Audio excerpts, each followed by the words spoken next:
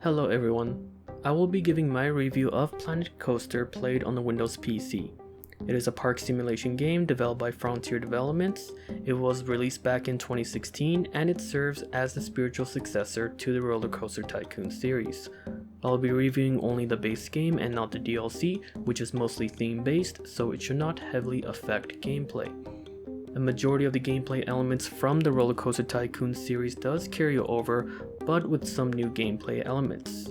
You're given a plotted land that is either empty or partially filled with rides and attractions, and you build on top of it. You can start small with pre-made rides and go all the way to custom roller coasters.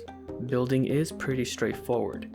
You basically select the ride and place it in the desired area, make an entrance and exit and open the ride. Beyond that, the learning curve is pretty moderate and it'll take a while to get used to. The game's career mode is a perfect way to get started due to its diverse objectives, and they get harder as you keep going down the list. But there is a challenge mode where you can start from a clean slate. A major convenient feature is the pause button, where you can pause the entire game world and continue to build. One area that I felt was quite tedious is the path system. It sometimes gets annoying and I don't feel it was realized to its full potential. So many wheels are turning that goes beyond just building your favorite roller coaster.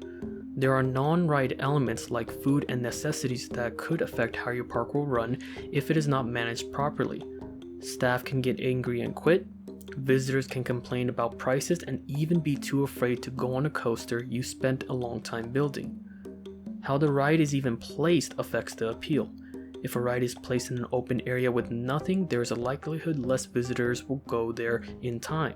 But if you're surrounded with elements like a pirate theme and cosmetics, then people will be more interested to stand in line.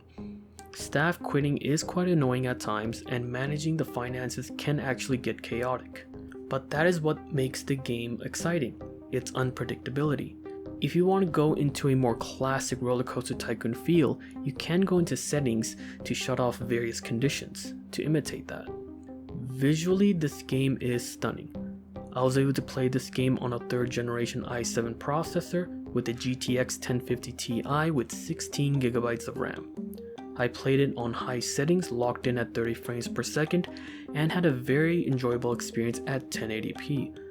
There's a lot of detail that you can bring into your park that you can even spend hours on one section alone.